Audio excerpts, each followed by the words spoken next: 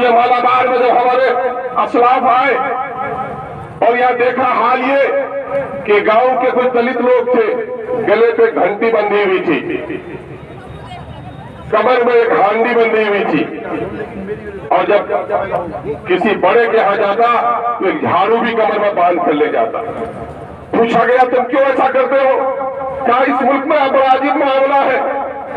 कुछ लोग ये कहते हैं कि कुत्ते बिल्लियों को हम देखते हैं तो मेरे इरादे मनहूस नहीं होते, दलितों के बच्चों को जब हम देखते हैं तो मनहूस हो जाता इरादा हमारा, इसलिए मुझे गले पर घंटी बांध दी गई है कि जब मैं निकलूं तो वो नजरें फेर ले। क्या तुमने हांडी क्यों बांध रखी है? क्या कि कुत्ते और बिल्ली भी उनके दरवाजे में जाए तो मैला कर सकते हैं, लेकिन मैं दलित का बेटा थूक नहीं सकता, थूकने के लिए तो मुझे अपनी हांडी में थूकनी पड़ती है। फिर कहा कि झाड़ू क्यों तुमने कमर में बांध रखी है?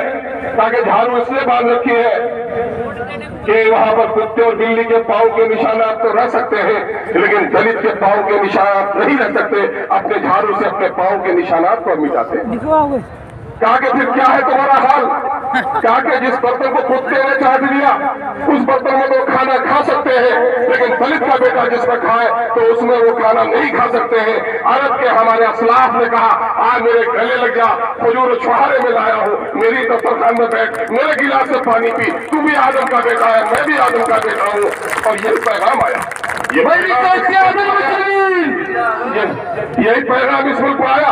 तो उन लोगों ने जिन लोगों ने इंसानों को गुलाम बना रखा था, जिन लोगों ने इंसानों के बच्चों को जानवरों के बच्चे से बदतरीन सलूक किया था, यही अभी महाराष्ट्र की धरती पूना की बस्तियां गवाही देंगी कि बाबा भीमराव अंबेडकर को उस तालाब में जिसमें कुत्ता बिल्ली और गाय बैल नहाने के लिए इजाजत थी, दलित के बेटे को नहाने की इजाजत नहीं थी।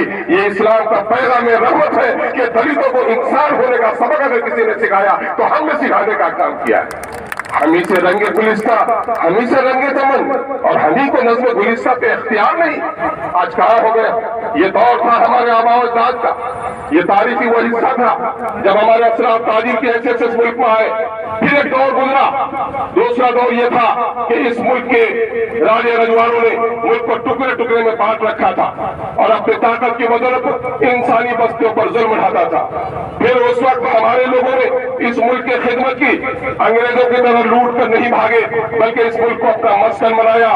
टुकड़े टुकड़े के भारत को अगर किसी ने महान भारत बनाया तो आडवाणी के अब्बाजान नहीं थे, मोदी के अब्बाजान नहीं थे, औरंगजेब रहमतुल्लाह अलैह थे जिससे टुकड़े टुकड़े के भारत को महान भारत बनाने का काम किया।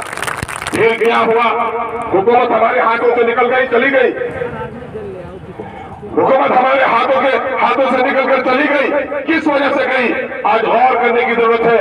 हुकूमत इसलिए नहीं गई थी कि मस्जिद का मीनारा टूट गया था, हुकूमत इसलिए नहीं गई थी कि मंदिर का कलश टूट गया था, हुकूमत इसलिए चली गई थी कि हिंदू और मुसलमानों के आपसी मोहब्बत का खात्मा हो गया था। अंग्रेजों ने बड़ी चालाकी से हिंदू और मुसलमानों को लड़ा दिया और इस मुल्क पर कब्जा कर लिया।